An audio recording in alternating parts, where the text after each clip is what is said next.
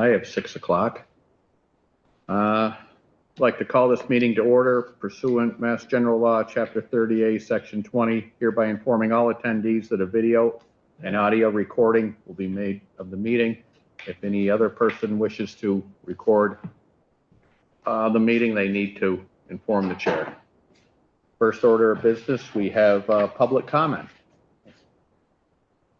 All right, Kathy, what's going on?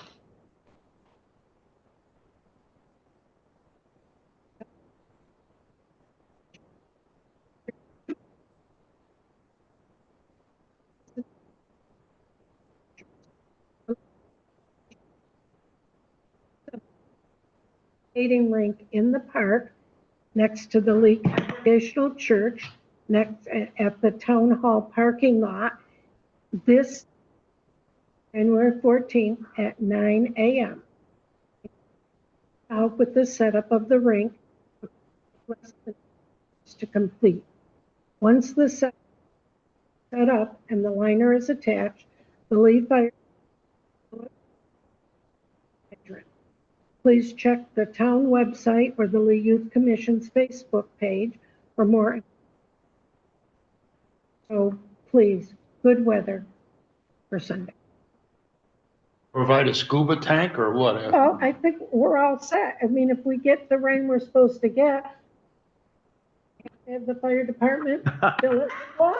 I don't know. Go for it. We've had enough now.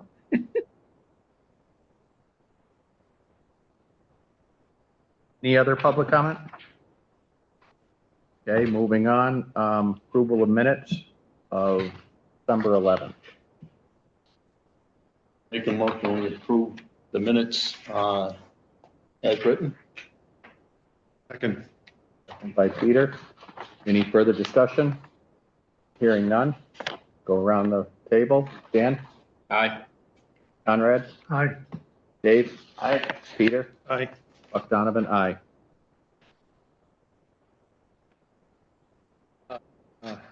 Okay, next up, special permit hearing, 125 Center Street. Oh, 6:15? Yep. All right, we're gonna have to hold off a few minutes. Just for protocol. So we'll have to wait till 6:15 on that. We could jump around.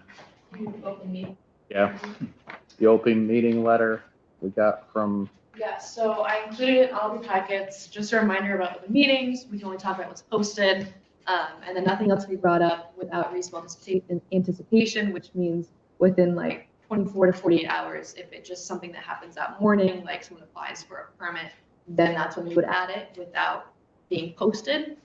Anything else the chair could hypothetically reasonably anticipate, we might have that there. Just reminders about what meeting law is and just making sure that we stick it on the agendas that are posted legally. And our legal meeting posting location is right out here in the hallway. We also do post it online. Online does not have to have the most updated area or the most updated copy because this is our legal meeting.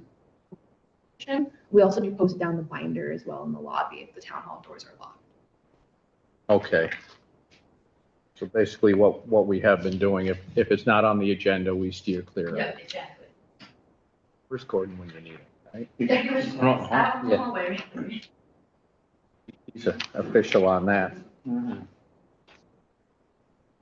Let's see, what else do we want to tackle for a few minutes? We want to delve into Graylock building or wait for after? Doesn't Peggy usually do the community preservation? She does. Yeah, she won't. She's not here tonight. Matt's here. He could talk about Graylock. He's got a report to us. Graylock Credit Union, they did away with their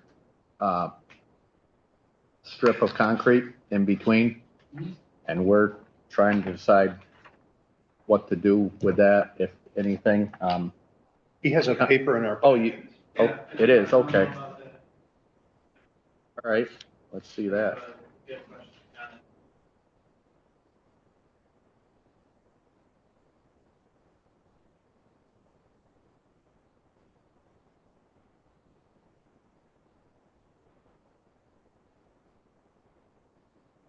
It was in the original special permit plan? In the original plan, it was listed in the plan as remove and replace. Actually, why the permit was issued originally. Mhm. I was, well, in that, I think it's just I was asked about it. And at that.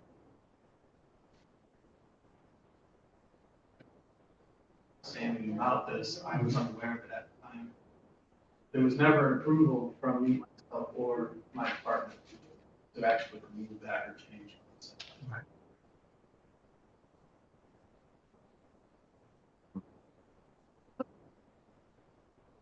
it.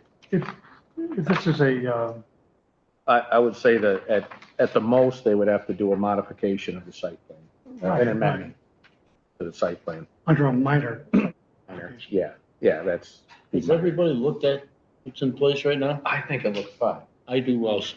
I think I would like to say no action, but it's up to the board what you guys think. the only reason why that was put in there was to direct the drive-through traffic and the escape lane at one point at the driveway instead of having effectively a 100-foot wide opening where cars come out of the lane, come around the building counterclockwise. You come out and you're at a 45-degree angle and enter out into the driveway at multiple areas within 100 feet. So that was the whole issue originally, when you have cars coming in, those movements, and then somebody come out at you at a 45-degree angle. Of course, that guy who's coming out at a 45-degree angle, he's not perpendicular to the driveway, and he really can't see that well looking out towards the drugstore. I think it actually made it worse because it dumped everybody right at the entrance of the road. But it controlled it to that point. But Where did the water go? Came off of the part and hit the curb. It had to run hit the one curb way and or ran all the way to the end. As long as they keep it painted, I mean, that was the only stipulation I would Keep have. what painted? Keep all the lines as existed right now painted. I mean, if There's a they- line, a lane line between the. Yeah. property and the- I mean, the stop, they have a stop painted in the blacktop. That might be a little confusing, but other than that, I just think it makes it wider and easier access for both businesses. With the concrete that was in there before, it looked like it closed the drive-through. It's hard to get down to the drive-through window without Well, banging into the concrete. If somebody's there and doesn't, of course, you gotta get pretty close to and to do your business, but, the curb stood up enough that you were gonna jump the curb to get around somebody. But that's only my opinion. I think that what exists right now, as long as it stays clearly marked, would be more than adequate. So what is clearly marked is a line where the curb used to be, Yes. and it suggests but doesn't require that you don't cross the line. Well, it There's actually signage has there also, lots of signage. Do not enter, all that. But also keeps any pedestrians who are walking from Park Street into the plaza, at least with that curb there, you only had these cars come in from all directions. It would protect the pedestrians while they're walking that way as well.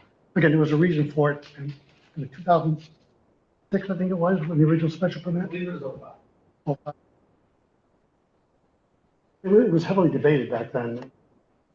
That's why the curb Yeah. was installed as a result of that. What do we want to do? Clearly a change to the special It is. permit. Why don't they bring us a modification? amendment. And then we can debate whether it's needed or we can approve it. Or in compliance, and if we can't approve it, then they'll have to put a curb in. Yeah, I think that's a good idea. Section 13.3, I mean, it They could technically do should have an had a site plan modification originally. But you don't want to enforce against them until they get a chance to file it, though, do you? Oh, no, I guess that's the other thing. Are they in for a CO yet, or I thought they're gonna be open here shortly, right?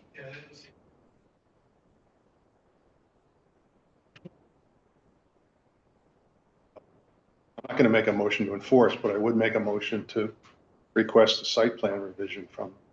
That would seem to be the Yeah. appropriate way. I think that'd be appropriate. Second on that? I'll second. Dave, around the room. Dan? Aye. Conrad? Aye. Dave? Aye. Peter? Aye. Buck Donovan, aye. Brooke, can we request they submit a site plan amendment?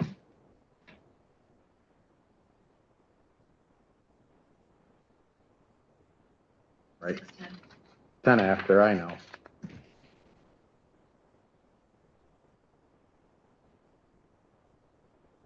The other ones are too much. Peg is not here. She usually gives us an update on the CPA. Her husband's not doing well. We wish him the best, and her also.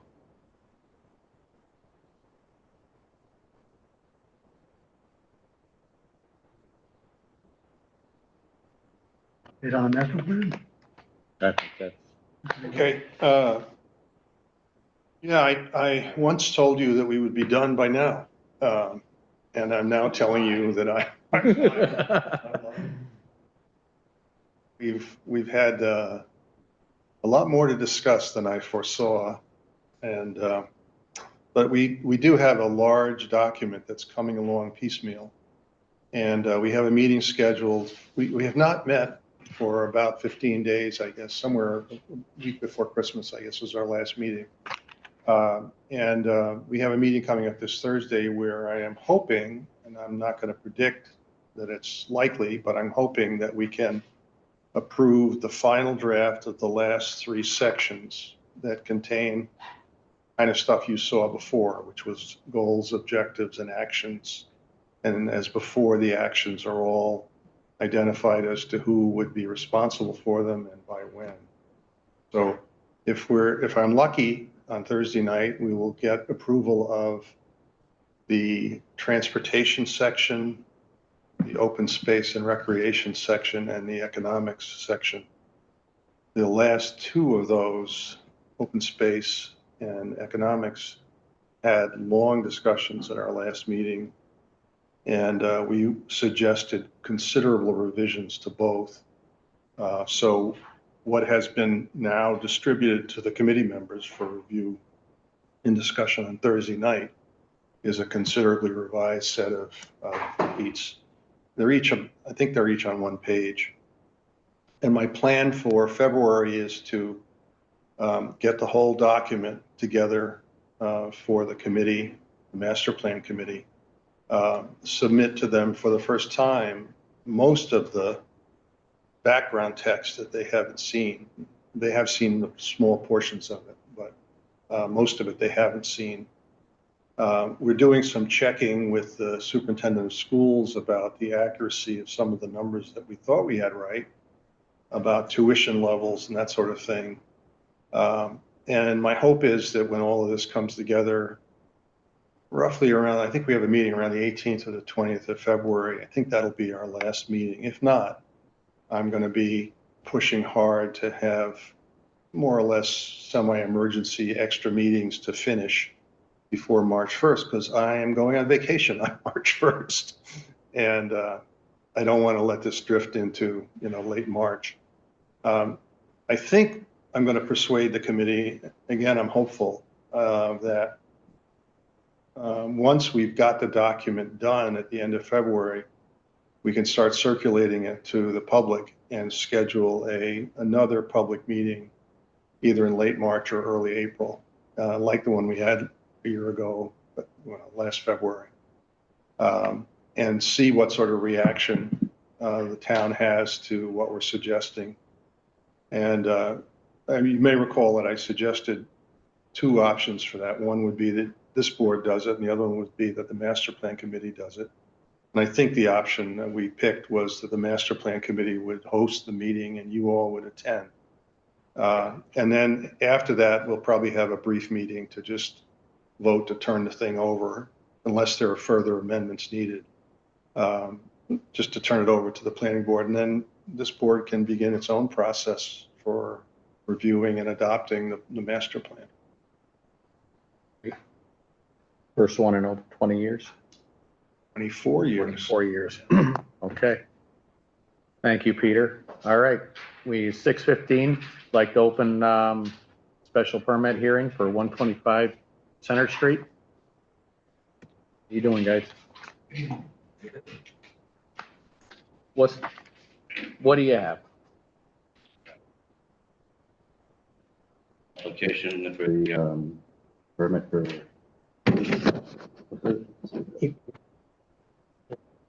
Yeah, for the egress. So my understanding is I purchased a home, a two-family home. The previous owners had held it for a very long time. So they they didn't need to comply with the two egresses. But because of the change of ownership, I now need to comply with the second egress, and we want to build in the second egress. And I believe that what we proposed, because of the lot setup, is within the boundaries of the property line, which is to a shared driveway. And so necessity for the special permit, so that we could. Here's inside the concrete retaining or concrete wall, dividing wall between the driveway. No, into the ground, before. On the house side. On the house. Yeah, within 7 feet.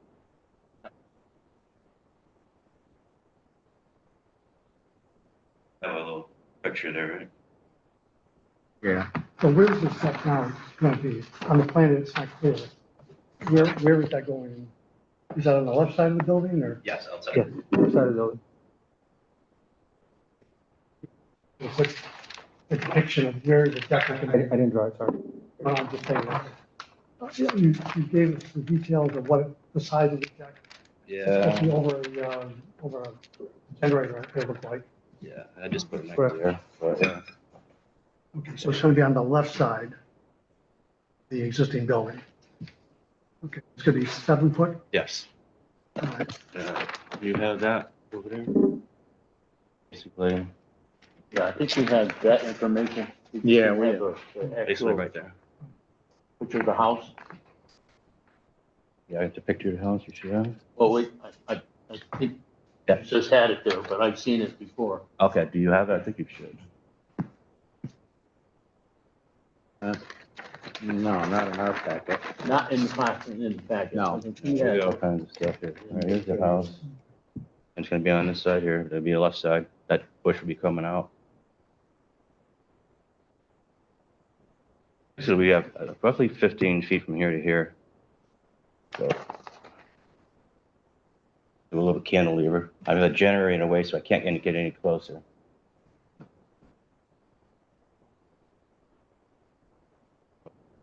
This is 7 feet here, and then we got basically 7 feet there to the end. I'm not, The application basically says, under subchapter 11, flexible development, 11.15 buffer areas. I'm not sure where 190 flexible development applies here. It makes reference to buffer areas, within a 100-foot buffer.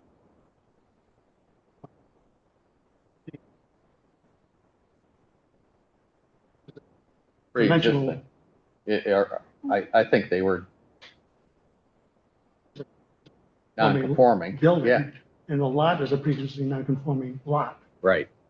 So that would be more accurate Special permit for anything, it should be for that. under You got- 199.62, I would think. Pete, Do you guys have the plans that I can look at? Not much. I mean, it is plans, but I'm trying to make heads or tails of it here. What else? It would be good if it was on your top plan where this is actually going. What's the distance between the wall Up 15 and feet, the house? up 15 feet. This is an industrial zone, right? Don't even know that. Yeah. You do know that a lot of the numbers are not right for the lot houses. Your property is industrial zone, right? As far as I know, it's industrial and residential. Gotta be. Home. Yep. In an industrial zone. There's all residential homes all around it. Right, but The industrial part, I think, might be in the back. It looks very residential. no, It is, but the zone is still industrial. Yep, so it Oh, it so is, it's not both. it's not, I think you're inaccurate with, sub chapter 11. 6.2, shouldn't it? It should be.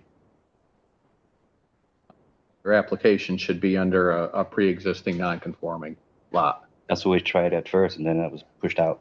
Who said that? Applications ago. We've never seen this.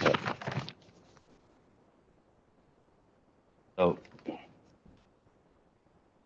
You, and when you present this again, have the structure on the plot plan, all the dimensions that you're, yes, more like that. Yep. And all those dimensions, okay? so I just want to add the dimensions to. Yes. What the building is, what you're proposing, okay? And in you're under 6. That could work. 11 just doesn't apply here. You guys know about 6.2, you know what he's talking about. I know. Because this- 6.2 is pre-existing non-conforming, Section 6.2. section 6.2, and that gives you the flexibility to make it,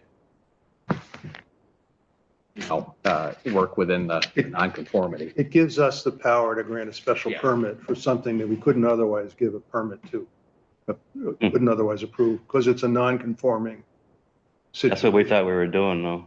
What's that? That's what we thought we were doing with this. Coming in because of the non-conforming, yeah. So why do we think it's under 11? Because that's what the paper says? That's what the application says. Can we just construe it to be 6.2 tonight, or do you want to send it back? That'd be great. Mr. Chairman? Yes, sir. Order. I would think that it wouldn't hold up on appeal, you'd have to republish the hearing under 199. I don't believe you can.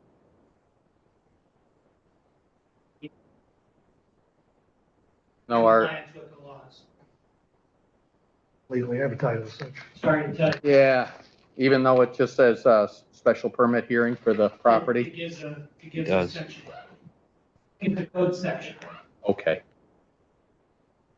Sorry. We'll get you on the next agenda, Okay. okay? 2 weeks? 2 weeks, 2 weeks. Yep. So do you want to ask him for more maps? Buck? You want to ask for a different plan? What do you- I would think, All the ones I could find are the ones I have, so.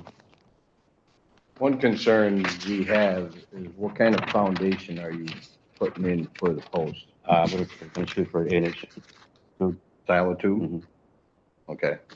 Not, Being that it's getting Yeah. close to the wall, we're just concerned that whatever gets put in might buckle that wall. walls in there for probably. But if it's silo tube, that's gonna hold all the dirt and You're showing photographs that I don't.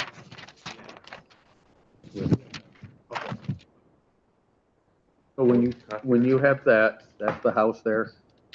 Make this bigger and give us the dimensions of what you're proposing. And what you're building. Okay, the current, give us existing. Okay. Okay? That's basically what we're gonna be going on. How it's gonna be built, that's up to the guy over there. You know, to him to decide. We're doing the zoning part of When's it. your next meeting? 2 weeks. The special permit, Now, do I gotta apply for another permit, or can I add to that one? I think we can change that permit application, right? Or other app, I can change the application, if you want to send me everything that's that way, because I have everything again. Okay. Everybody- Yeah. All right, so I won't have any other fees? No fees, right? No more fees. All right, thanks. All right, Good question. Yeah, she'll be in, we might, because we have to advertise it in the paper, it might be 2 meetings from now, okay? Just because I won't be traveling, so I just wanted to travel. Okay, It would be the second Monday in February would be the meeting. Oh, February, Yeah, Monday. that's a lot more than 2 weeks. Yeah, because of the notice problem that we just talked about. Okay, so if it. Newspaper advertising. Okay. yep, so February 12th we'll be looking at, okay? All right.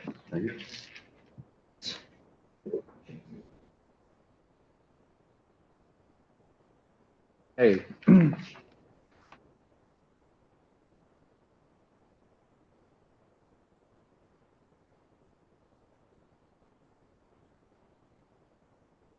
And we gotta wait till 6:45 on the next one. Master plan, zoning enforcement. We have, Okay. who wants to, I asked for this to be on the agenda, Mr. Chairman. Yep. And, I don't know, is Chris Britton expecting to come? Yeah. But he, No, right now. okay. okay, Um, it's, Marilyn Wyatt, I think we should believe. wait until Chris gets to Yep. be here so he can hear what's said.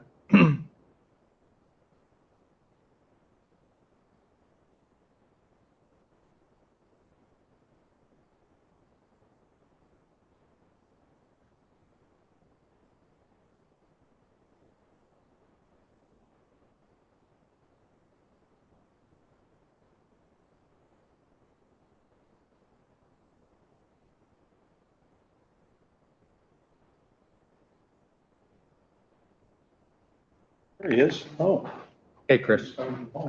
okay. There's. Oh. So I have been, as you know, I've been chairing this master plan committee, and is Marilyn on, by the way? She is on, yep.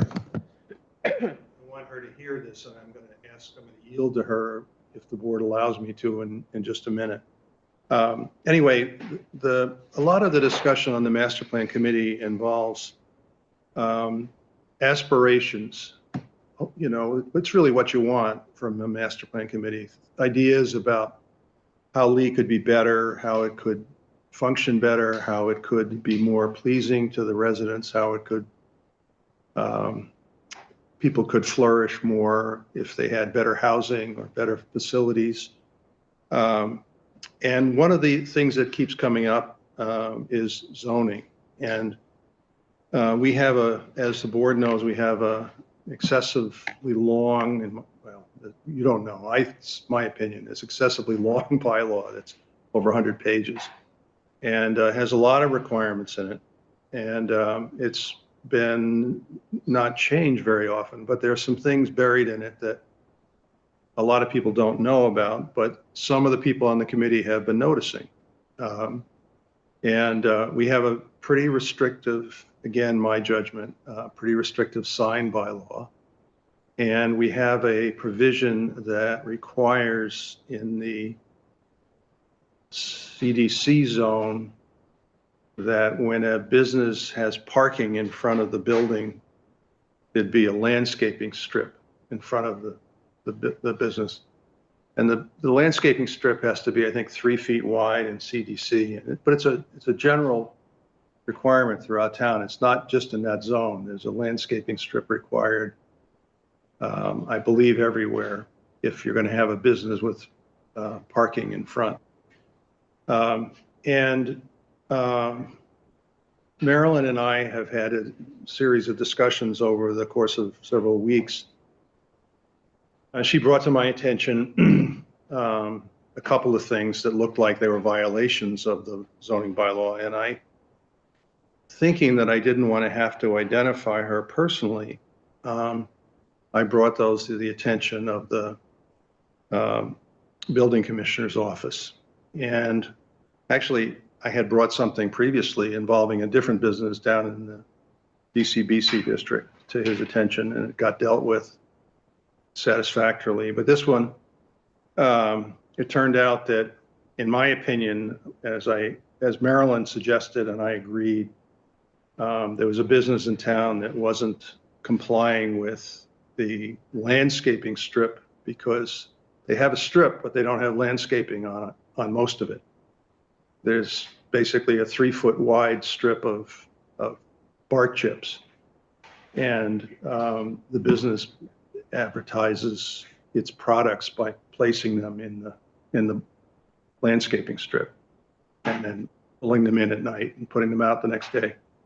Anyway, that seemed to me a violation. And so I referred it to the building commissioner.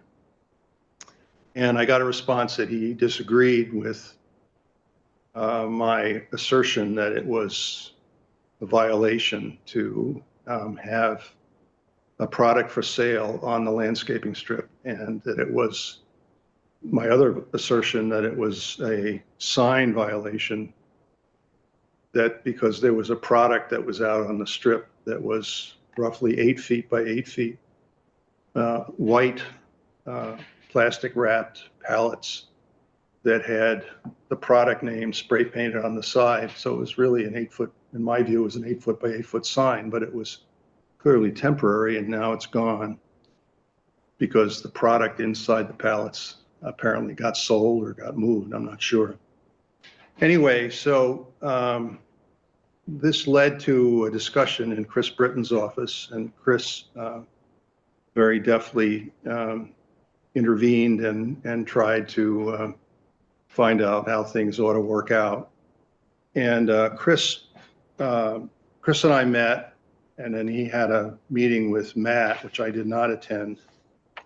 And Chris, at my suggestion, wrote a note to me describing how he thinks the planning board should and should not interfere or interact with the building commissioner. And this is in your packets. Mhm. And since we're on Zoom, if you don't mind, Mr. Chairman, I'm going to read the whole thing. Sure. Yep. Okay, so Chris writes, hi, Peter, nice speaking with you earlier. Below are some clarifications. This is actually a second draft that Chris provided me. 1, the board should feel free to obtain opinions from the building commissioner for the purpose of zoning changes and amendments. This was a matter that Chris and I had discussed about our role is to recommend to the town as we see fit changes to the zoning bylaws. Number 2, the board may bring up any concerns related to issues with special permits / site plan review conditions that have not been adequately met. Matt is happy to attend meetings related to these issues so long as they're posted on the agenda.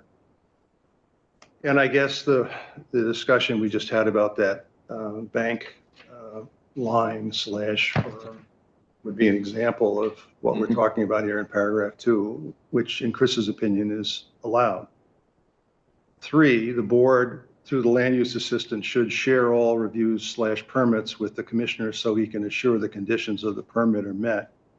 I think that's an outstanding idea. I hope we've been doing that, but if we haven't, we should. And then 4, this is a long one. While discussing the topic of zoning enforcement in general may sometimes be appropriate, I would recommend that the board refrain from discussing specific zoning enforcement issues / complaints at their meetings. Since the board does not have authority to enforce zoning complaints, it would set a bad precedent to discuss certain enforcement actions and not others. By selectively bringing up certain enforcement complaints, it may also create the appearance of members acting in a self-serving manner. Any individual member can formally request enforcement as any other resident of town would be able to do. If they disagree with the ruling, this can be appealed to the ZBA. It is especially important to note that discussion on a particular enforcement action cannot turn into a, quote, performance review, end quote, of the inspector commissioner. They have a legal right for this to be done in executive session with the select board. If the board feels a pressing need to discuss enforcement in any form, it should be best to have the commissioner inspector present at these discussions. And I'll just say I'm glad to see that Matt is here and Chris is here. I'm glad to see that for this discussion. 5, any topic the board discusses at their meeting shall be posted on the agenda according to the OML. Meeting law. Meeting law, okay. 6, we do anticipate a greater emphasis on zoning enforcement in the future. As you may know, we recently joined with Great Barrington, Stockbridge, and Lenox for a shared building department due to the lack of certified staff. Currently, the new department has posted openings for additional staff. They are currently operating with only 50% of staff planned for the department. Once fully staffed, enforcement should improve. In addition, the proposed job description for a town planner includes, quote, monitors implementation of zoning and reports issues to the zoning enforcement officer, end quote, which should also help the situation.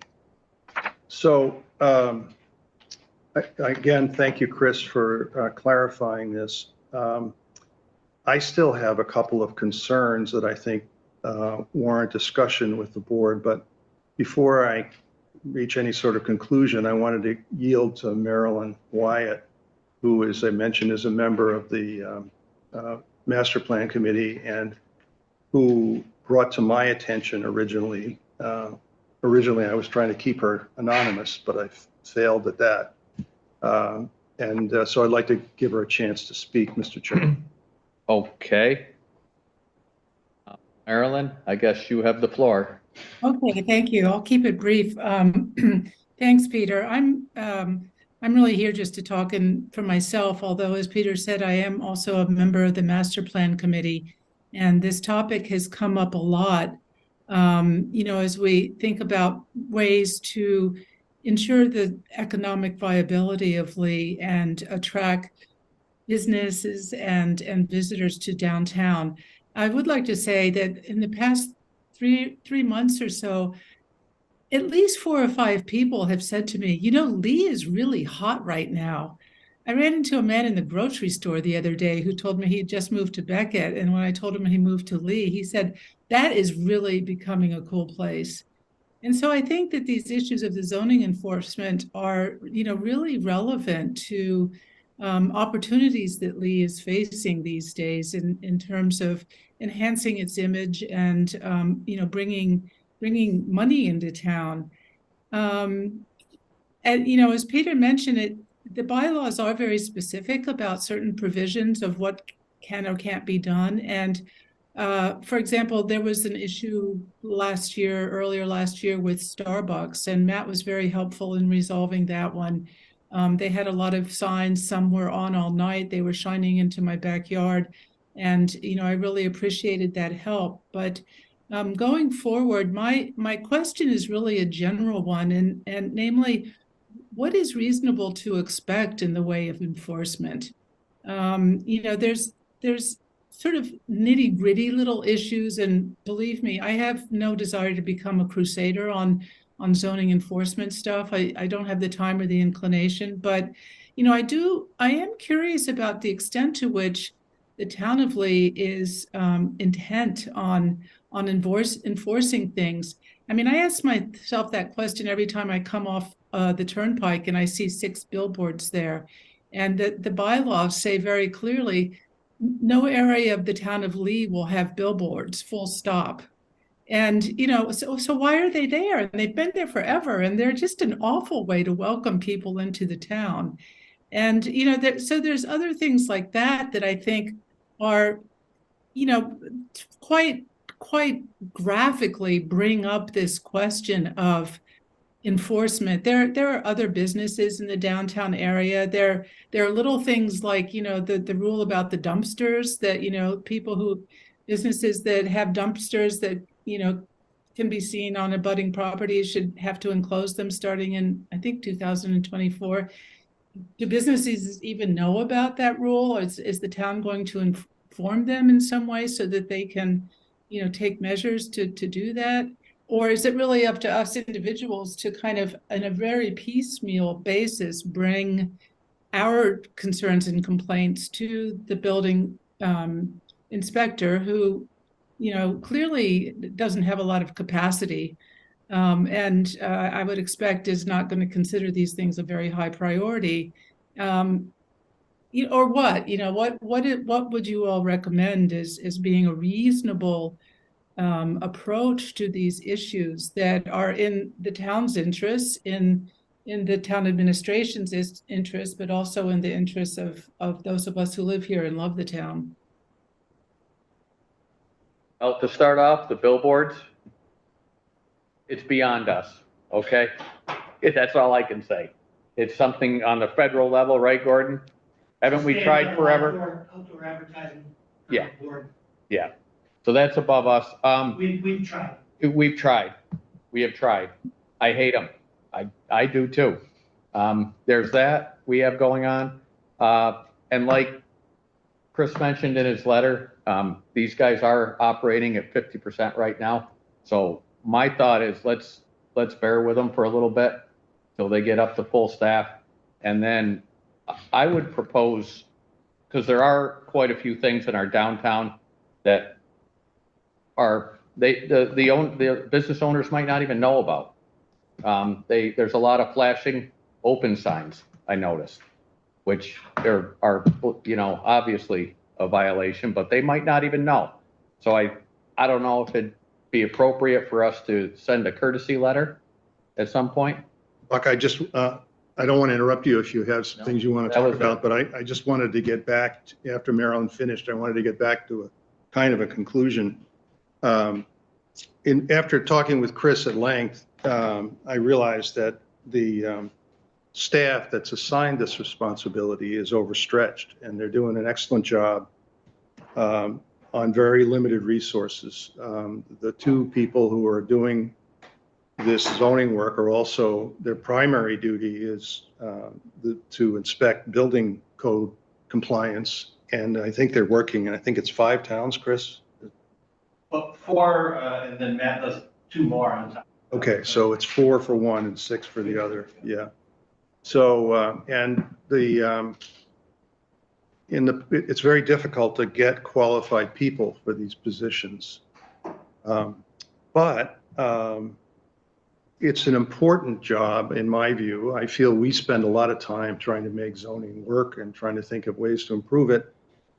And so I'm really pleased that Chris is offering some things at the end of his note to potentially improve the ability to enforce. But also in the conversation with Chris, I learned some of the history of this as to why zoning enforcement is maybe a little more cautiously than I would personally like to see it.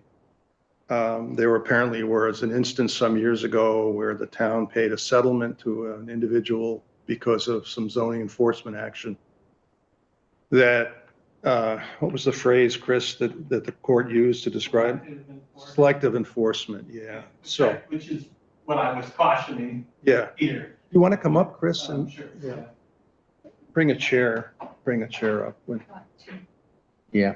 Well, Oh, I okay. could just mention, and first of all, you guys are an elected board. I know you mentioned a directive, Peter, but it's just simply my opinion sharing. It's not a directive or a mandate, but when we start to pick some zoning enforcement issues and not others, it just sets up the board for some potential issues. And I did consult counsel with this. He did agree with that statement, but again, this is my advice I'm offering, not any mandates, no directives. You guys are elected a board, but if you would like, council is very happy to come and discuss this with you guys as well. But we're just trying to create consistency. The enforcement is done by the building department, so when the board gets involved in some and not others, we just caution that could be a bad direction to go in, and definitely to make sure that if something is there, that it's posted so the person with a complaint knows that they're going to be talking about it. But yeah, there's the selectiveness that becomes an issue when the board has some enforcement. And Well, there are only 2 pieces of this that I still have some reservations about, and I bring them to your attention because I'd like to discuss them either tonight or another time. One is whether our current approach to zoning enforcement needs to be made a little more active. My understanding of our meeting, Chris, was that based on that selective enforcement case in the past, that essentially not only is zoning sort of the collateral duty of the building department, but we are at a point where the building department essentially waits for complaints. If there's no complaint, there's no action. Is that an overstatement or is that fairly accurate? A little, I guess Matt kind of jumped in on that. I mean, there are certain. Yeah, you're right. That is basically how it works. I mean, when people complain, we usually try to tackle that individual complaint. Otherwise, I feel personally that we are targeting people. If if I go around, I don't drive around town looking for problems. I think that's one of the things that I personally wanted to make clear tonight to anybody listening, was that I'm not going out there trying to look for people and try to nail them down on a zoning issue. When there are complaints, I try to look through the actual language of what the complaint is versus what the zoning bylaw is. And if I agree with the complaint, I go, Marilyn mentioned the Starbucks sign. I talked to them at length, explained to them what was going on, that got taken care of. With the issue that you brought up down the street here, I didn't view it as a sign. Right. The language in I think it's 199.8, is that what it was? That it said nothing about resting items or wares or anything Right. upon that. Right. I just want to say, I'm not in any way criticizing you, Matt. I think what you did is you made a determination of what you think the bylaw requires, which is your job. Yeah. And you communicated it to the person who asked you about it, which is also your job. And so there's no implication of, nonfeasance on your part here at all.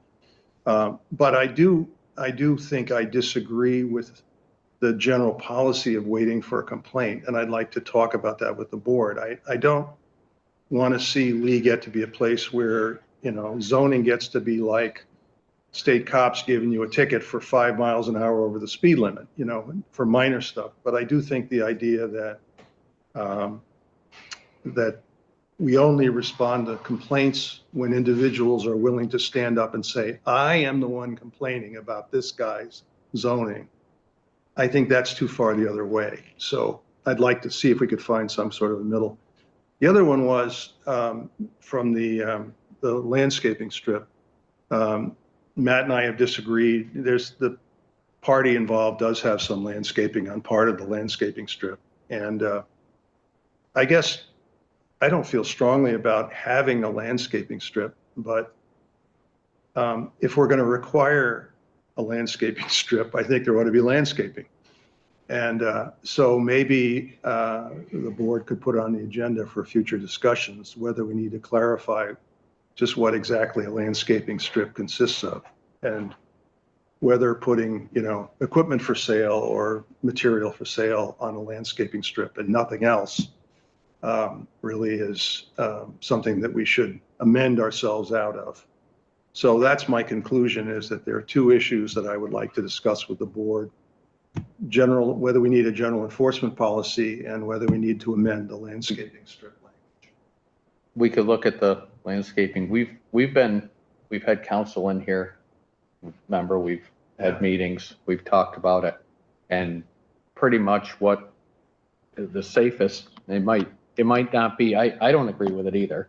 I'll tell you that. Because we do the site plan, we do the special permits, we know what's in it. We see stuff around town that we know is in violation. But legally, unless it affects us and we write a formal complaint, we can't say anything about it. Well, that's the effective policy. But that is how what the law, the law has brought us to. Well, I think the issue, if and I mentioned it, right, and if you issue a special permit with a condition and that's not being met, that's a different thing, because you're already involved in that. But when you start to pick a particular zoning complaint that this board wants to hear, you start to get into dangerous waters. Well, So is, this landscape strip doesn't have plants in it, but there could be another one across town. Why is the board deciding to talk about this one and not that one? And that's where it gets tricky. Particularly since the board is not the enforcement agent of zoning. Yes. So that's where we caught, again, my advice, but you're an elected board. If you would like counsel to come into that, he's happy to do that. So that was. If we are bound by law so that we cannot have any enforcement except by individually signed complaints, then I would like to get that opinion from council. Mr. Chairman, can we continue this discussion? I think so. after the 6:45 Yep. meeting? Yep. So that they can Let's do the figure out- 6:45. We'll Put it continue this aside, up. 'cause I have some things I'd like to say Okay, at 6:45. yep, it is. Next, special permit, 35 Limestone. There's Matt. Ready for me, Bob? I'm ready for you. Good evening, folks. I'm Matt Punton with SK Design Group. I brought a full-size easel that I'm going to set up in just a second. We're here with a special permit with Bill Brunel. I'm sure everyone is aware of Bill Brunel. If not, friendship, just he's a local businessman that's been in town for many years. Never heard of him. I call it Quarry Hill Industrial Park. I think that's the technical name. It's at the intersection of Quarry Hill Road and Limestone Road. I did submit an application with lots of figures and lots of pictures and plans, so hopefully everyone's had a chance to at least look it over and get somewhat familiar with it as I'm setting up this easel. There's currently two lots that abut each other, and they're really being treated as one. Technically, on the assessor's map, they're shown as two. They're being sold as one, and if this project goes through, they'd be turned into one lot, which would be, I think, in the realm of 4 acres total, roughly 4.8 acres. Of that 4.8 acres, it's at least half of it's wooded and wetlands. So it's really non-buildable, at least in the wetlands perspective. So here is essentially the same plans you folks have. I just made them a color version so they're a little bit easier to talk through. Plan on the left-hand side is what we call existing conditions. That's what's out there now. The dark green is the forest and wooded area. This lighter green is where it's been cleared recently. I don't know if anyone's driven up there in the past year. They went in and cleared an acre or two. Basically took out all the trees and the brush, and now it's, I don't know if I'd call it a field, but it's all low stuff. You can walk through there pretty easily. And what's on the right-hand side of this plan is what's proposed. Few key features, and I'll get into the ones that why we're here before you folks for a special permit.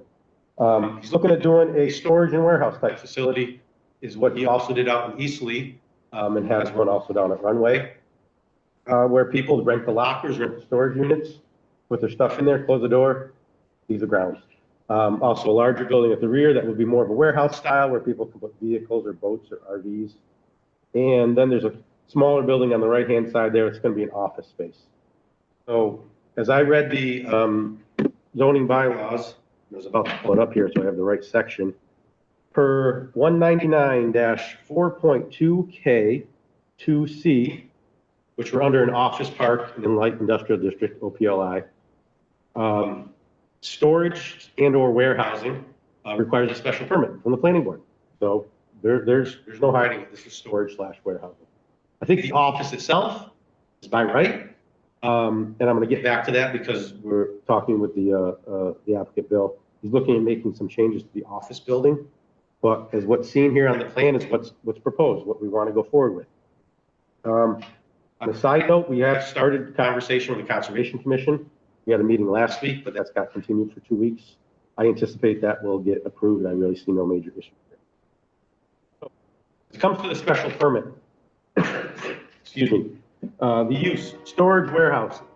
We're in an OPLI district. It's, in my opinion, it's a really good fit for the property. I mean, it's right inside, whether you call it an industrial park or commercial application.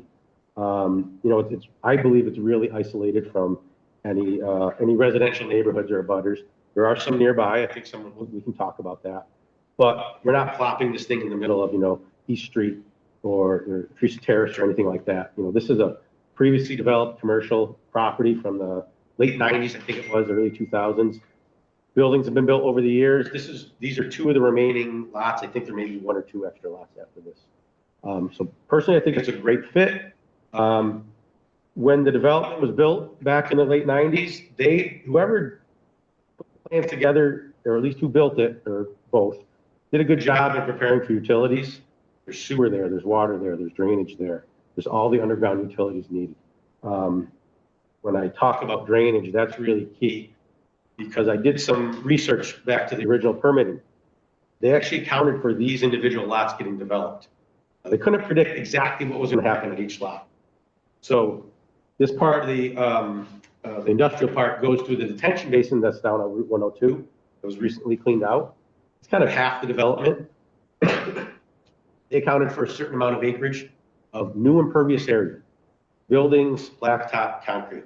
That's generally what we call impervious, sometimes gravel too. And what actually was built is partway there. And with this proposed development, we come in right under the threshold. And I can get into numbers. I believe I provided that information in the application. Definitely was an item of concern with the Conservation Commission because it deals with stormwater.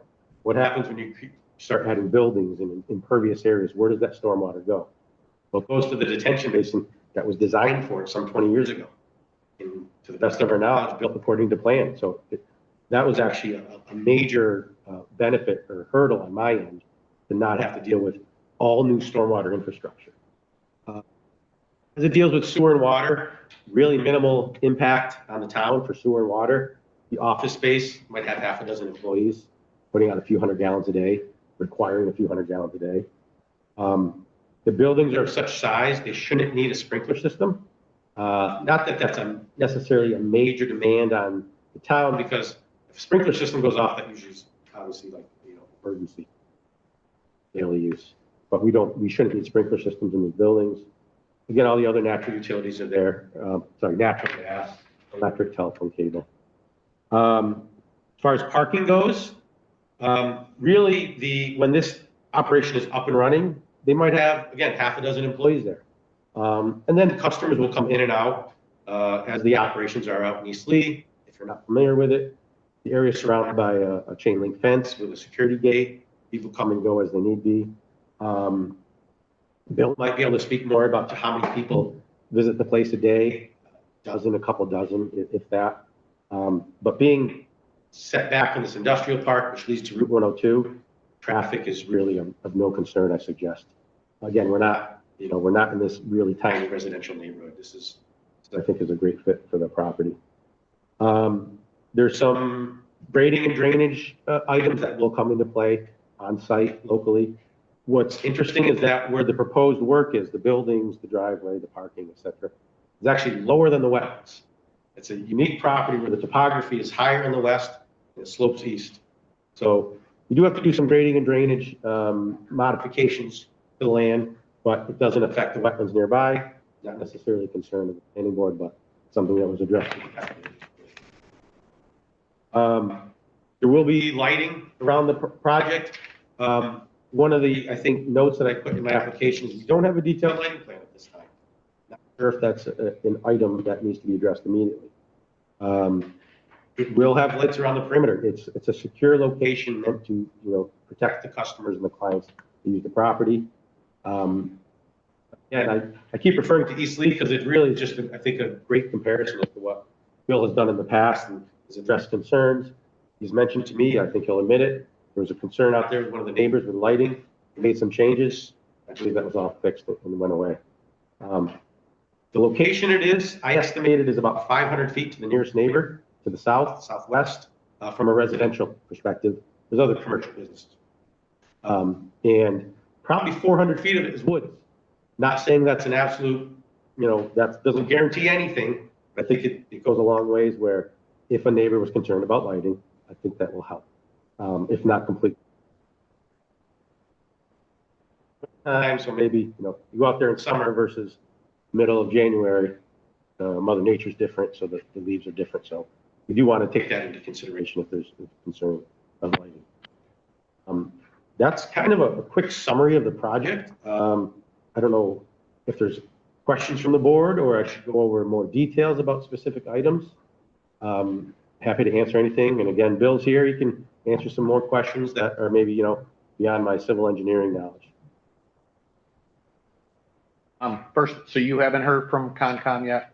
We applied to the Conservation Commission, had a meeting last week. It needed to be continued. Nothing's 100%, particularly as an engineer.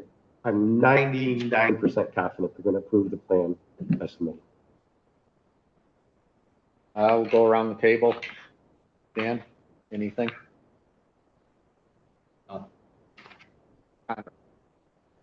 Few things here, you said No, because we just had a meeting. dumpster, doesn't show a dumpster location or enclosure details. Okay. Is that something that's gonna be forthcoming, or is it gonna be any dumpsters, or? I assume there'll have to be a dumpster of some sort, of some regard. Bill, how would you address that? Well, there may be a few dumpsters because I'm in that business. So, I'm coming and going a little bit on it, for sure. I think more of the question probably relates to a permanent dumpster meant for the business use. Right, yeah, like, I mean, On the other properties, I don't have them. I don't, because I don't encourage, I try to do that for people. They take advantage of it and they throw their, things like that cost me $100 each to get rid of, so I simply stopped doing it.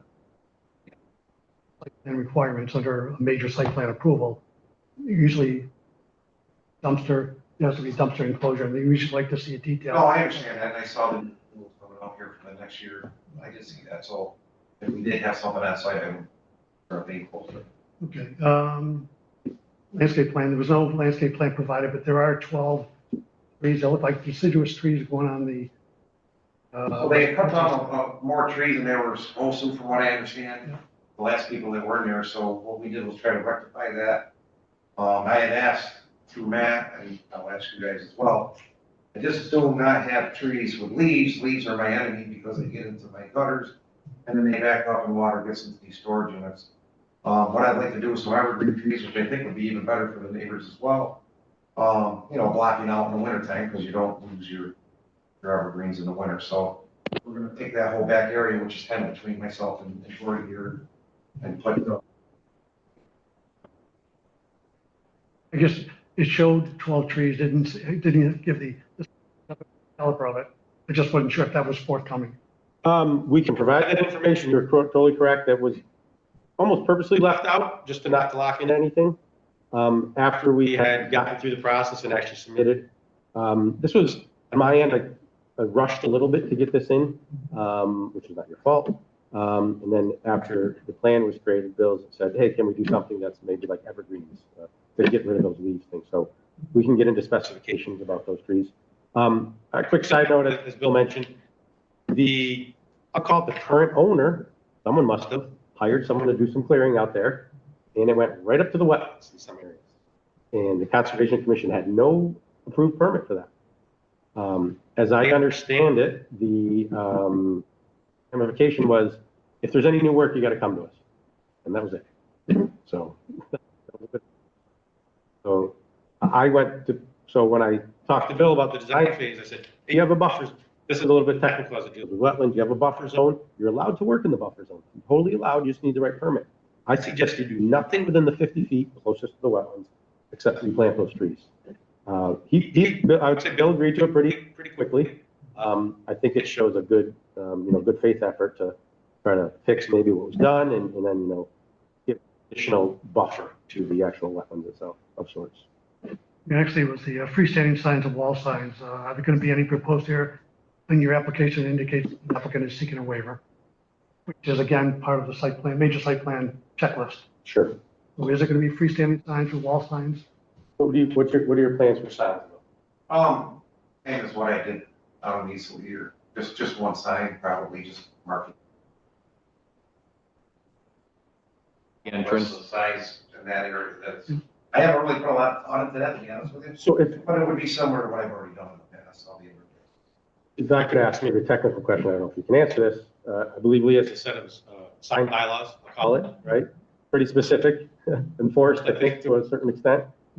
If it falls under that, I wasn't trying to I mean, it's there, it's kind of black and white, this is what you gotta do. If you meet those sign requirements, I don't know, does this fall under special permit criteria? I guess I'm trying to ask is if we don't have a sign chosen yet, and I haven't drawn a picture that says Bill's Storage, what would the next step be? I mean, can they get a signed permit later, as long as it?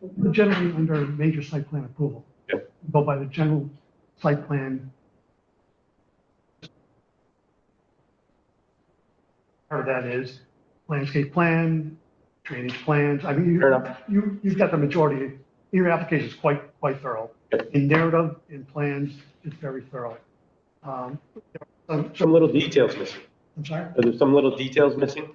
Is what you're, Well, yes, Like- well, stuff like landscaping or the specificity of the, Plan. or the freestanding center walls usually submitted as special permit and site plan approval application. But it's something, if it's not gonna be done now, I'm not sure we really need it under the special permit, as long as it meets the ordinance, I suppose. I think here, under lighting, although in your plan, it says that the site pole lighting positions are demonstrated on the plan, the applicant does seek a waiver. The narrative suggests that the property will have surrounding around the perimeter of the chain link fence, around the building. So there were no specifications noted as to the light fixtures, the lumen, pole heights, the building lights, or any photometrics were provided. Pole location shown, the light pole detailed in your teaching. Sure. So, I mean, all that's in there.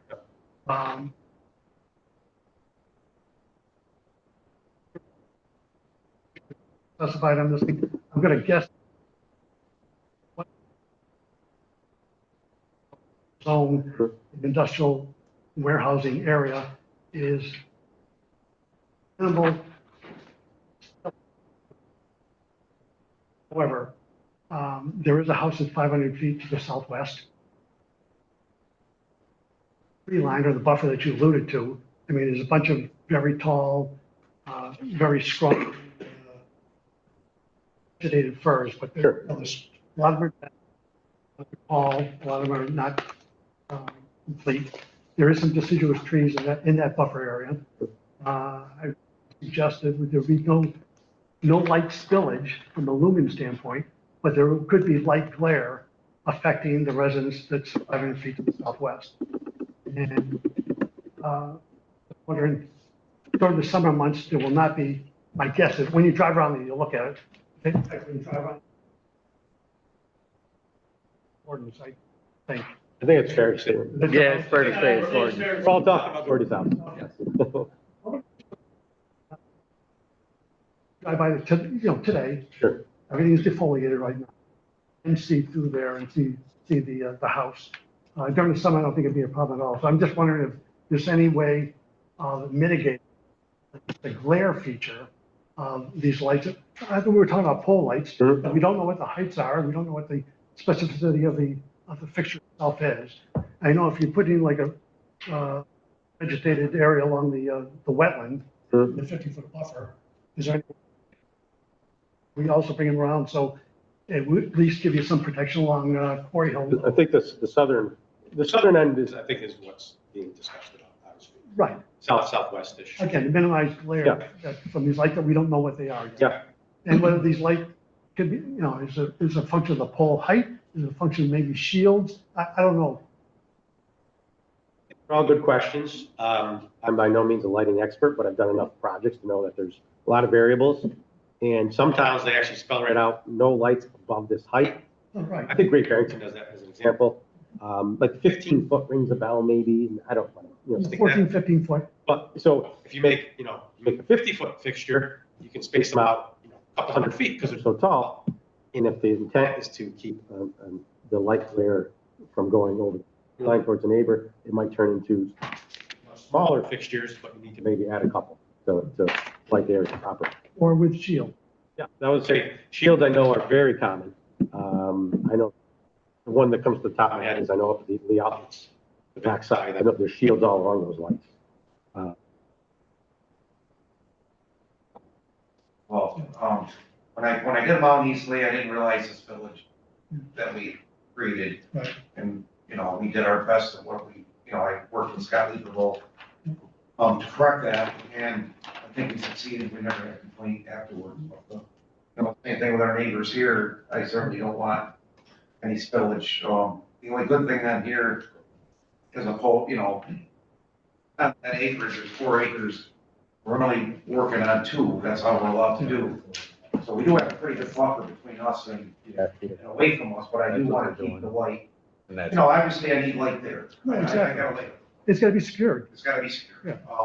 But I certainly am not looking to get any spillage or anything, and if we were, What's- if it turned out that it was too much, we want to do something to correct it, but what's we'll available? come back again anyways with Scott probably, right? Hey, lumens and all that kind of stuff. Sorry about what was that? Yeah, what's available now versus what he had to put in is much better for lighting. Oh, sure. The LED that's all straight down. Sure. Yeah, that's really all. I think he was pretty correct with the 15, whatever. 15 is about the standard. I think 15 is probably a good maximum number to work with, potentially. Generally speaking, we put up a pole, we put up the shades. I do a camera and an outlet on each one, all the way around the perimeter.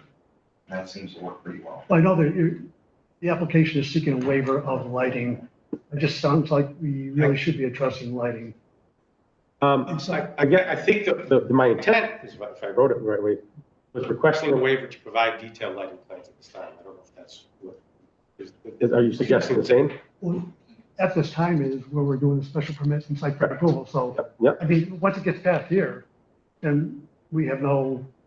You have no authority, you have no control over the light. Exactly. So I guess we either, A, need to provide a detailed lighting plan, or B, come up with a reasonable solution that provides some sort of control or guarantee. I'm not sure the right. Well, I think whatever the solution is not going to interfere to warehouses and medical buildings and Sure. coffee shops and, you know, that kind of thing. It's going to affect whoever a residential user would be nearby. Sure. That would be the concern. Sure. Other thing with the drainage, if I read the drainage plans correctly, the impervious and the rooftop stormwater collection on the site is being directed to the 18 and 24-inch lines that are in the street. Correct. Those are being directed to detention basin number 1. Correct. Which I believe was previously, the previous calculations for stormwater management were calculated for this site as well as all the other sites. So detention basin number 1 has already been pre-sized to accommodate the Be Safe and post-construction peak flows and the TSS removal, correct? Yes. For a 100-year storm event. Several. That's already baked into this. 400 year, yeah. So to get into a little bit of details on that, again, whoever did the design plan, they accounted for the roads. The roads were built according to plan, give or take an inch, right? So that was accounted for. Then it was the individual sites that were a little bit tricky, like you don't know what's going to be built there 20 years later. So the drainage was designed for where currently CTSB TV is. It's across to the east. Relatively small little building with a small parking lot. The lot to the north, Ray Murray Inc., which is a relatively big building, I suggest, in a big area. And then whatever was going to go on this property or these 2 properties. So I did a relatively simple calculation, just looking at, you know, between Google and GIS and other online search resources, did areas for CTSB TV, about 1/3 of an acre. Area for Ray Murray Inc., a little bit over 4 acres. And Be Safe here, we're about 1.9 acres. Do the math and add it together, 6.43 is slightly less, it's slightly, the 6.45 from the original design calculation. That was a little bit of luck there. Right? We drew a plan, said what makes sense for Bill's operation. Now let me work backwards and see what we're in the ballpark, and we fell just in that ballpark. Building elevations, the applicant seeking waivers. Again, Understood. checking the list off. Understood. Usually building elevations are provided with you. Sure. If you want it, I guess it's just an awful list. Outside storage, I'm They're assuming. single-story buildings, right? The 2 long, low storage units to lockers that people rent. Yep. Those are single story. Details on the warehouse bill. What do you envision for the warehouse bill? That's a single story. Building. It's exactly what we've done. The office, so if I could kind of get into a little bit more detail, the office building. I'd actually have to double check the exact size that I show on the plan because it's changed a few times. We show it as 30 by 50. Oh, sure. No, I mean, I don't want them to be honest. Yeah, okay. Thank you. The smallest building on the eastern end, 30 by 50 square foot, 1,500 square foot office building. Over the weekend, actually late last week and over the weekend, Bill had an idea. We'd like to make that bigger. And this is where I guess I want to understand some of the technical aspect. Definitely part of the special permit we're showing. It's a by right use, as far as I know, an office building in the OPLI. So if it's a by right, I'm just asking, if it's a by right use and the applicant decides to, you know, maybe make it bigger, to fit his needs, 2 stories, does it, I guess I'm going to ask, does it fall under special permit review if it's a by right use? Maybe in a bit of a gray area, because this part of the project needs a special permit, but this one doesn't, but they're on the same plan, so. If it's a by right use, subject to minor site plan. Okay, okay. You still need a site. Okay, all right, fair enough. You want to have in your approved plan and the plan that gets approved for the special permit, wouldn't you want to have the actual building size on that plan? I would. Makes my job a little bit. Well, I mean, wouldn't the owner? Well, I think Bill does too. Yeah, we do. Came up, you know, I'm not a builder by trade. I do this on there. I kind of looked at the office that we currently have. There, after thinking about it and talking to some other construction people, you know, kind of came to my attention that I'm only doing one of these. I should make it a little, you know, this would be the time. So we didn't get it on time to get it in front of you people. We will change that we had just came up with. You know, I'm talking to other people in construction. It kind of would make sense to go the 2 floors. The reason being now I can, for the square footage, I'm splitting the difference between the foundation and the roofing, which that made sense to me. What we're going to do with the space, it's just going to be our own offices. We're not looking at space or anything of that nature. And yeah, I just saw, and my practical way that I generally do things is to go bigger or do it right the first time, so we're not coming back here again later on. See, what ends up happening, when you start altering the site plan, if you make buildings bigger, whether it's 1 story or 2 story, you're affecting square footage. Square footage affects parking ratios, which the zoning enforcement officer has to be aware of. Yeah. Also, whatever special permit or final site plan approval is granted by the planning board, the CEO, the zoning enforcement officer, has to know what was approved or what's being changed in the field. Oh, I understand. That's documented. And with special permit, it's got to be recorded. So it's, you know, there's multiple issues here that have.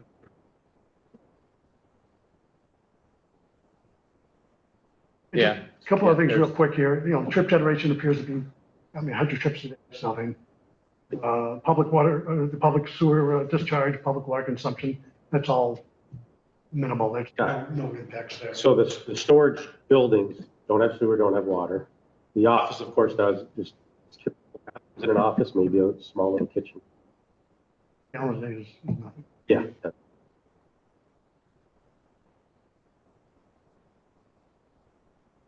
Not enough? No, you're good. I'll just keep them going. Dave, Yeah. DPW, DPW side, in favor, of course. Oh, sure. I'm all in favor of what you talked about for the project. This whole development was well planned, with all the utilities in place, retention ponds to size. I don't think we have an awful lot to be concerned about. And then we go to build reputation of his other places. I mean, he does a class act out in East Lee. That thing is neat as a pin. So he's a good neighbor, and it puts that piece of property on the tax rolls. So I think it's all a good thing. The only thing I would question about, because I don't know an awful lot about, is the lighting. Is there, with the new lighting, a way to run the lights dimmer and maybe have a photo eye or something that when there's activity on the site, it would ramp the lights up? That's a good question. I don't know the answer to that, but I mean, I think that would work out quite well, but I don't Well, know. I'd say the Maybe electricity. between Buck, Henry's, With today's technology. It is out there. Anything is possible, right? Photo eyes are pretty common. but other than that, that's If- all I have to offer. I think it's a great use of that piece of property, as I say, and it's nice to see it finally get on the tax rolls. That's it. Yeah, I agree with Dave about the very useful way to develop this property, and I think it'll be an asset to the town. Since the building size is to change, and since there's some question about what sort of lighting, maybe we could postpone consideration of this until we could get some revised plans, Mr. Chairman. I hear you there. Also, Concom is on my mind. I was also wondering if maybe we could put it as a amendment to the site plan. Would it be a possibility if they came in and amended it Oh, well, as a minor change? well, there's no lighting plan. No, there's no lighting plan. Yeah, the building could be a minor. Well, I mean, a two-story building instead of a one-story building, is that a minor change? I don't know, maybe, probably. Yeah, well, considering The square footage might increase too, Yeah. the footprint. I don't want to hide anything. Yeah, okay. Bigger footprint, 2 stories. I mean, you're not going to be clear of us until all this is done, I don't think. I mean, we could do it in pieces, but do you? So I guess that's a good, opportunity here to have a discussion, the best way for us to proceed, and make it easy on your end too. I mean, there's all sorts of scenarios. You could approve a special permit with a whole list of conditions that hey, you got to come back for X, Y, and Yes. Z, or A through Z. What's Bill's timing? Well, I was gonna actually turn to Bill. Well, we gotta, I mean, when would we be able to come back in? I think there's a couple parts to that. One, what more information do you want to see? I guess I'd like to get specific, maybe just double check my list. I've been taking notes. Lighting in the building or? Lighting. Building, would you like to see building elevations? elevation. That's more of an architectural And you do aspect. have wall packs listed on the building, so Okay. gonna want to know, those would probably be your biggest potential problem. Because those on Bob Denley's building, those are wall packs. Okay. We know what, those shine up all of West Park Street, so. Yeah, no, we're not. I know you're not gonna do that. So I think some key questions or key items to look at. Let me just grab my list. Lighting plan with details. Revise the site plan to show the proper building footprint. And Pre-designation. tree designation, yeah, I have size and species of new trees. Jumping around a little bit here. Building elevations showing the right size. I'll double check the parking as the number. So when we talked about parking, I believe, again, I'm gotta make sure I get all my facts right here. I did discuss parking and I'm suggesting, or maybe requesting a waiver to not have at least designated as much parking as required for the zoning bylaws. Earlier you had a discussion about some revisions to the zoning bylaws, and on a side note, I don't like the way Lee does their parking. It's confusing. It's a square footage. They don't tell you how many spaces you need. They tell you how many square feet you need. If I understand correctly, I've been looking at this for years. You can do some simple math and say, well, a parking spot is 10 by 20, which is about 200 square feet. But it just would be a lot easier, in my opinion, if it just felt right out. Anyways, the parking, I have to find the right section. I believe I show 6 parking spots. But if you do the math, you need 10 or 12. We have a lot of area out there. So I designated certain parking spots, which would really be for the employees that Bill has, Bill and himself. He will have occasional customers coming in and out. Someone wants to rent a new locker, they're probably going to go pull into the office, fill out some paperwork or whatever, and then, leave. So I just want to make that point that with the additional space of the building, our plan, I'm suggesting, won't show all the required parking designated, but there's plenty of room on the property. The people who come to work on their spaces, park in front of the spaces. That's a whole nother, yeah, I mean, there, as far as I know, the bylaws don't specify you need parking for the storage units. You need it for the office building, right? That could be a whole other discussion, because I don't, he could have 100, I keep calling them lockers. He could have 100 storage units out there. Could fit 100 cars out there, that I'm pretty confident. I don't think there's gonna be 100 people there at once. So back to, I just wanted to make that point, just to make sure no one missed anything. Really, I mean, the 200 square feet is one parking spot. I think it's spelt that out. No, it In isn't. the bylaws. No, it's Some 200 towns- square feet. Some towns we do 9 by 18 parking spots. Yeah. Some towns have small cars that are 9 by 16. It gets a little. It's gonna be his people. You've seen what they drive? Everybody's got a titanium, for God's Oh, sake. by 30. Big enough for a. Okay. Could I, So I guess I want to understand, I think I know what you're looking for. I think that's what he pretty much is on. Yeah. More details on the trees, If you're gonna have a dumpster, we, dumpster location, if any, or just say we're not. You'll probably have something for the office staff. So we'll designate a dumpster, lighting plan, update the site plan to show the right office size. Elevations. I fall back to building elevation. So generally what that, on my end, is more of an architectural elevation, which we could probably generate something. We can generate something. What's the building gonna look like from the exterior? Where are the windows and doors? The storage buildings are gonna be pretty straightforward. They're gonna be a whole row of doors. The warehouse won't be much different. The office, where there might be a little bit of architecture put into the office, it just doesn't look like ugly. Box, or you want No, I want something very nice. nice one? Yeah, we'd like to see, Okay. architecturals on it, I think. So with all that being said, I'm kind of under the impression you're gonna probably continue. Because if you say, with all these If it conditions, was, we're gonna come back anyways. if it was one or two, Yeah. but it's more than that. So are you meeting twice a month or once a month? Twice a month, so we'd be, 2 weeks from today? 2 weeks. Yes, sir. I don't know if. Do that? Well, can I ask that you put it on the agenda? And if I have it done, it's done. And if it's not, it's not. Yep. It'll be a little He's bit of gonna a. be calling you every Yeah. morning. Morning. I would like to, if there's anybody in the audience that has comments, I'd really like to hear from them. Yep. Yes, thank you. I'm Gordon Bailey, 734 Pleasant Street. I am the person that they were talking about, as you well know. I appreciate the board asking for this information because those are exactly the points I was going to bring up. That, and ask you to continue. I agree that it should be, some evergreen types. The forest that's between our and his potential property. Forest that was planted in the early 1920s by CCD. And they're all, and the bottoms are gone, and most things which you brought up. And so I know in the CDC first put the roadways in, shielded street lights so we'd never see the bulge wells out went the way of the wind.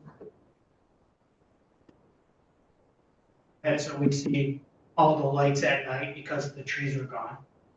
So we see all the street lights, which the town has never shielded from our side. So the lighting is very, very important to us. And I talked to Bill beforehand. I definitely support the project. I think it's a great thing. I have no problems with that. And I told him that. I think it's a good use of the property, but my concerns are visibility of lighting. The lower the lights lumens, great, and I think some kind of action.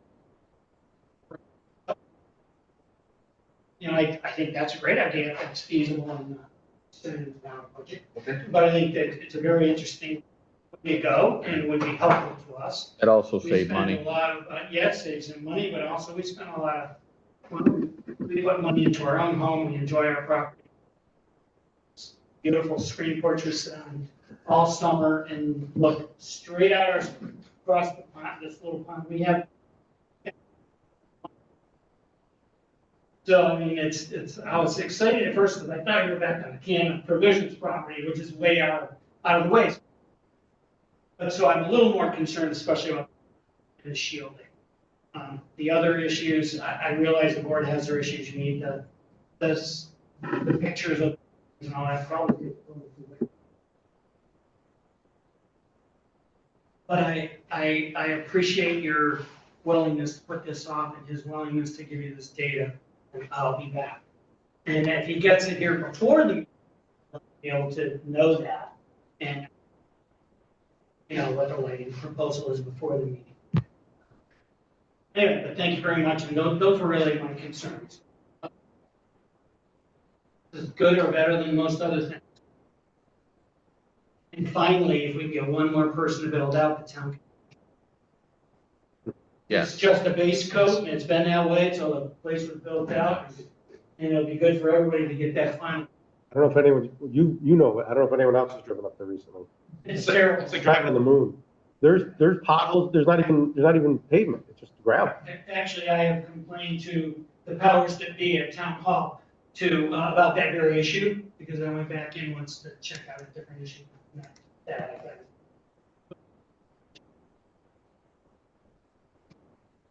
Unaccepted, right? It's disgusting. It's only a base coat with huge holes everywhere, so hopefully they can, the board of health, talk to whoever is gonna be planning this out, long-term planning, and trying to figure out how to get this thing done. But this would be one step in the right direction.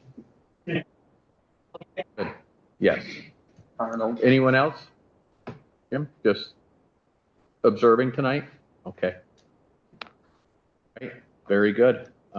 So you have more, Matt? I have work to do in the next 2 weeks. As typical, I'll usually email everything. I can email it to the town so it can be distributed. I can do hard copies also, as needed. I can coordinate that, you know. I mean, the electronic's nice because then we get to see it. Yeah. And I have every intention of having it ready in 2 weeks. It won't be ready tomorrow. It won't be ready this week. So. No, I think we just continue. Okay. But we're also in good faith. I mean, you do good designs. Bill does, he likes nice buildings. This all together. I wish we could get it done tonight, but there's just That's all right. too many loose No, ends. that's my fault. I knew when I changed that. That was the linchpin right there. Mr. Chairman, just a point where you may wish to have a motion to continue the public hearing to a date certain and time certain. That way you Okay. won't fall foul of anything down the road. Rather than you just say, oh yeah, put a motion with a All right. time, so You're- that they know when to come. 8, then that would, I think, be most appropriate. Looking for a motion to continue to, what do I we got? move that the current case be postponed to February 22nd at 6:15 p.m. January January 22nd. January 22nd. What time? Please. Bill just had a slight heart attack right there. He's just already looking for spring, man. Yeah, Matt, let's have at least location of the sign. Yeah, we'll get some details on the sign. That's no The problem. minimum So location on the property. we have a motion, second to continue. I'll second. Dave, go around the room. Aye. Aye. Okay, Thank you, Board. January 22nd. All right. I had in my mind that we're here till 8 o'clock, so if we want to get back to enforcement. Well, I think where we left off was the assertion that it may be required by state law that our existing enforcement policy for zoning is the only one that we can have. And I remain to be convinced. I don't know of any such policy in any other area of the law where there's a police power being exercised by an enforcement officer who cannot act except when receives a formal signed complaint from a citizen. And maybe I just need to learn more law, but Well, I think how I always understood it, it was more that we can't go out looking for it. Yeah, that's Is- basically the same thing. It is. I just don't, I know. I just never heard of that. And let me ask, if I may put you on the spot, Matt, is this the policy that we have for building code violations? I mean, if you drive down the street and you see somebody putting an extension on their house and you never heard of this and never gave them a permit, do you just keep going and not enforce? Well, if somebody's doing, obviously I would stop and ask who's going. So where's the selective enforcement concern there?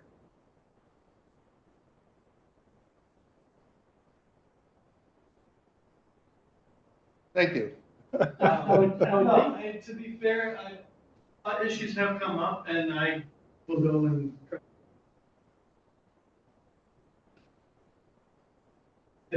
This issue that you and I were dealing with.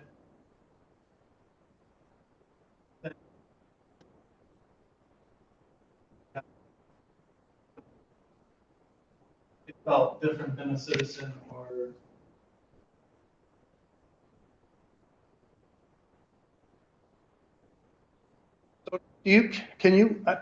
I don't know if you want to answer this, but let me just pose a question. You can think about it, maybe get back to me or the board, but is there a middle ground here that makes zoning enforcement more like building code enforcement? So I will.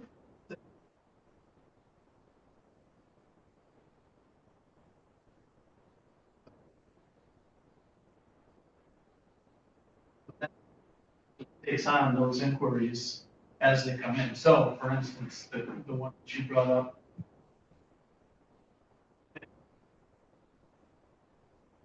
So we weigh that out, and if they felt that it was an infraction, it would come to me and say, hey, I have.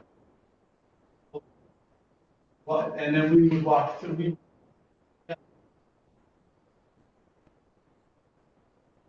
But in being in agreement, then start with a letter, Great. start that type of. A lot of towns do it. Yeah, I mean, that would work great. It's a different thing. From my perspective. Excuse me, I'm not hearing Matt. I wonder if he could come closer to the speaker. Marilyn's still on, yeah. Her microphone over at this. On the podium, yeah. Is this is this the? Hang on. Give her a test. Marilyn, can you hear Matt? Can you hear me? He's got to Marilyn, say can you- something. It should be better. Go on, Matt. Got you there. So where was I?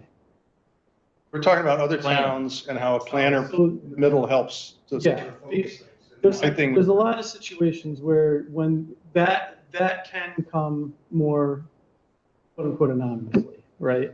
When it's me going out there, it just looks like I'm the bad guy and I'm a cop going out there like, hey, you did this and you're gonna pay. And that's the exact type of perception that I don't want out there about either myself or anybody in my department. It sets a bad precedent. It sets a bad taste in people's mouths. And I think to be fair, I think Lee is a perfect example of that. They've faced that in the past. Yeah. And I know from working in the field that there were for a number of years, there were a lot of people who would not pull a permit in Lee because they didn't want to. And that's what I don't want.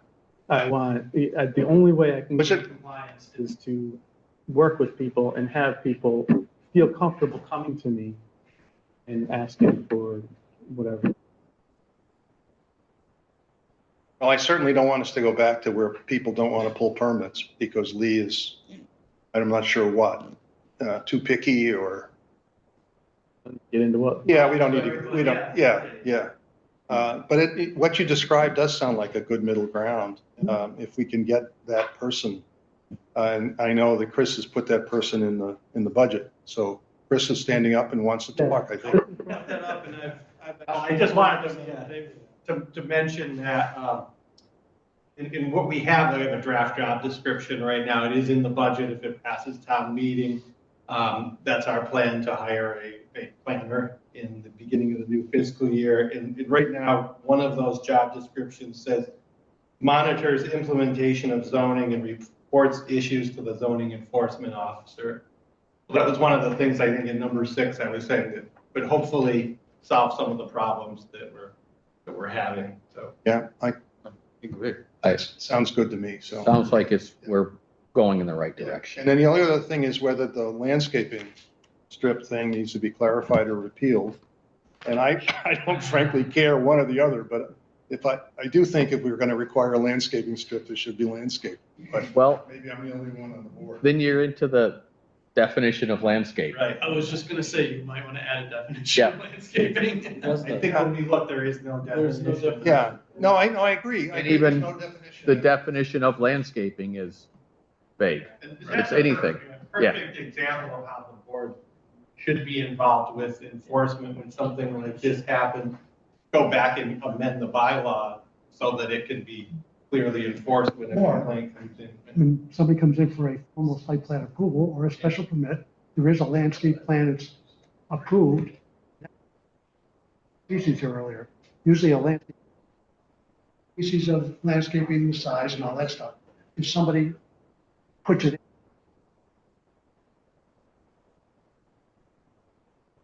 destroyed or it got plowed out or whatever, the enforcement then. So basically, you do have an approved site plan, they were supposed to maintain it like that. Some towns like, sometimes you gotta get a bond. That's an excellent point, because I have had that issue where, trees outgrew their screening ability, you know what I mean? They die. And and then it becomes, oh, that tree's still there, it's not dead. Okay, well, it's not screening either, so you're left in a total gray area where I can actually be told to go away without really being able. 5 years, because after a while, vegetation will die, and if you don't take care of it, this bond will pay for it. So that's just another mechanism that somebody would use. Another question, just quickly. we were talking about this, I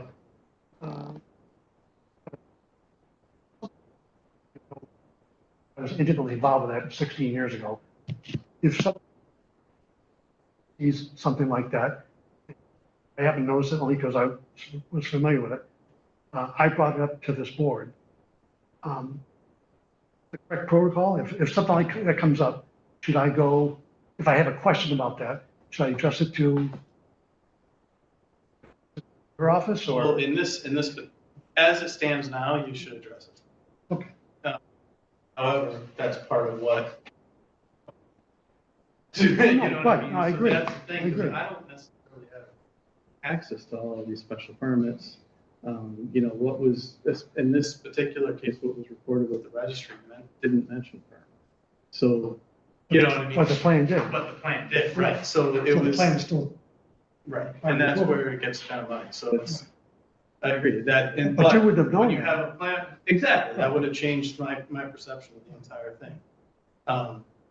But that's, a planner might have more access to that, understands why, that it exists, why it exists, and all that type of stuff. It just helps me, that's not my purview, it is my purview, it's not my expertise.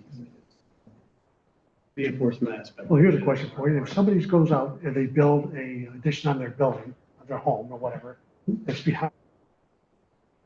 Oh, you don't see it. The building department isn't aware of it. The guy just builds it anyway.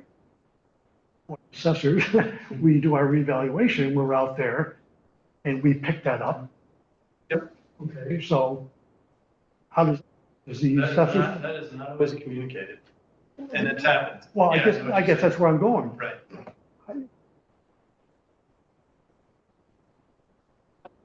Evaluation, he says, oh, wait, that doesn't show up on the plan.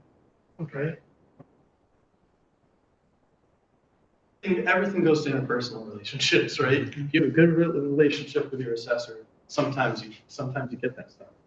If you don't, they do their thing, we do ours, we never know, what I mean? That's what gets picked up in the assessment. COs, for instance, I try to tell the assessor, okay, the CO was issued, here you go, pick it up, Well, that's where it gets picked up. If somebody issues a permit and you That's the inspect other it, one, then right. it gets picked up on the assessor's office. But if somebody goes ahead and builds it, about it, but then the assessor or the evaluator, Or sold. it gets forced. So it get picked up. Right. And then do you hit it with a violation at that point?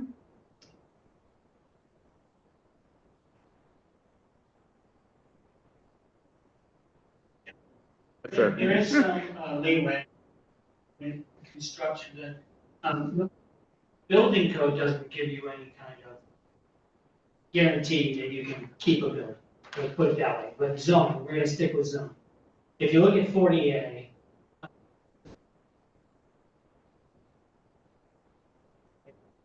it says about enforcement, construction that doesn't comply to zoning. Even sections. Yeah, yes, 7, yeah, that sounds about right. I didn't think it was in 6. So what it does is it allows, I don't know if you're. So I know in, as far as enforcement goes, if someone builds something with a permit, but it's in violation of zoning, the community has 6 years to take those people to court and take action about it and have it comply to zoning. Not that that's ever happened here. If they do it without a permit, and for zoning purposes, there's a 10-year open window for the zoning enforcement in the town to go after them, to either, to go to court and sue court, I can tell you the court section, but you don't want to know. To ask the court to actually have them tear it down, move it, decides they want as their remedy. So just keep that in mind. So there is some action that could happen, but usually the courts, aren't always the friendliest. No, they're not. You saw I'm that. just saying, they're usually not, but the avenue is there if it's egregious and it's something that really is bad, hazardous, egregious to the neighborhood. There is action that can be had, zoning enforcement officer in the town. It's the, But that's not necessarily the rule. It's just as a tool down. I just didn't want that to go without being said. So. Thank you very much. I guess, are we talking about enforcement or are we talking about landscape? Are we, like, is there like, yeah, I know you guys you guys talked about the place down the street, you guys talked about this, but like really, what, like, is this a landscaping issue or are we having issues with the enforcement? It started with landscaping and then it has morphed into discussion about landscape or enforcement in our procedures. Okay, so is there something as a town that we're doing? I don't think yet. I think there was. Amendment too. No, I don't think we're doing wrong. I think it was a time to clarify again. Okay, we just got to define. Define. My personal hypothesis is that there's a saying that they teach lawyers, bad facts make bad law. And I think the town got sued years ago over something that was bad facts. And I think we may be overreacting to that. That's my hypothesis. On the other hand, it could be everything is just optimally where it just ought to be, and we shouldn't adjust anything. But it looks to me like the enforcement issue is on the way to being resolved. I like the way that this is developing with the planner and with Matt saying he'd work with the planner. I think that's a very nice solution. If it's not perfect, it's very close. The other thing is that there were a couple of substantive issues that came up that brought this to my attention. And one of those was the landscaping strip and the other one was the signs. And if I had felt strongly about it, I would have taken an appeal from Matt's ruling to the zoning board and had them rule on whether his decision was correct or incorrect. Everybody knows that's the way that gets done. But in the case of the landscaping strip, I thought there was a legislative issue that I wanted to bring to the board's attention also, which is, do we have the right bylaw? Do we need a definition for the landscaping strip? So that'll be something that we'll talk about, I hope, again, some other time when we're putting together proposals for the town to vote on. We might as well start. We got nothing for them next time. We gotta always have something. Well, I don't know what to propose. I mean, that'd be a definition. I don't know what to propose. I mean, maybe Matt, maybe somebody else has this done, but I mean, there ought to be some percentage more than one that's, blocking, if we're going to have a landscaping strip for parking, there should be some something that blocks the view of the cars when they're parked. And it should be, 4 feet high, I don't know.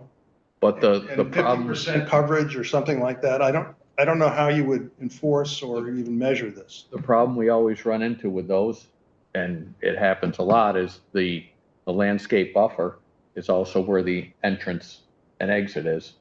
Yeah, but And there's the visibility line. but you don't have to have a landscaping strip where your entrance is. It's only where your entrance isn't, right? If you have Right, but it Nobody a ever lot of thinks times you've got a impedes the landscape. visibility line. nobody has to drive through trees to get. No, but you drive between trees. Yeah, okay, yeah. I mean, Chair, I just suggest, I'm happy to work with Brooke, but we have, since we switched over to E-code a couple of years Yep. ago, we have access to, they call multi-code. So if you were looking for examples, I can, like I said, I can work with Brooke to show you, we could actually Get a real- put in landscape, and it'll show every town that's in the system from Massachusetts or the whole country, if you want, of what they use for definition. really all we say is landscape strip between such street line and balance of the lot. All But we I have. think the E-code might Yeah. give us a definition in there, what A this better landscape definition would be Rather nice. than reinventing the Yeah. wheel, you can- Yeah, Good idea. let another town Yeah. already figure it out. So question, the proposed planner that we would have, would they come to the meeting, our meeting? Yeah, so initially, we'll just move up here so so initially it would be kind of a dual role. They would still do what Brooke's doing right now and be the planner.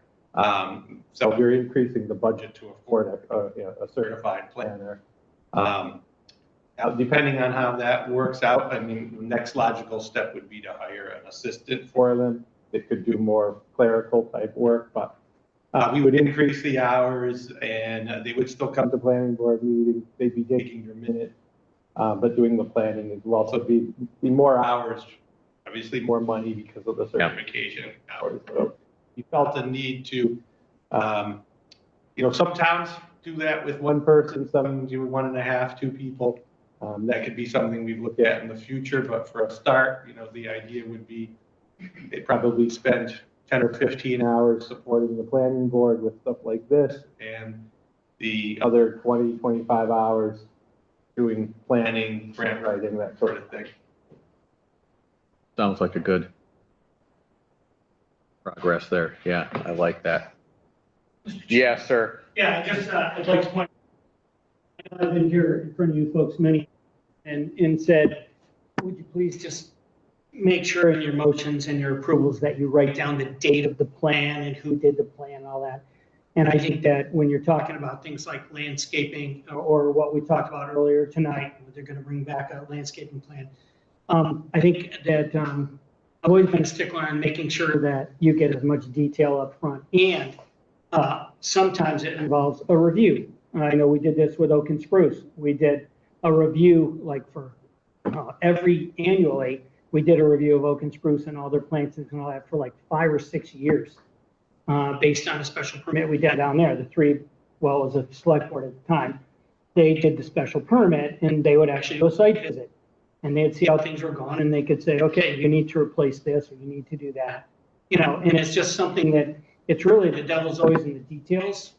So when you're asking for trees, we had a major problem with this on Marble Street with a particular property once where they put in a row of evergreens and then a year later, every other one was dead anyway.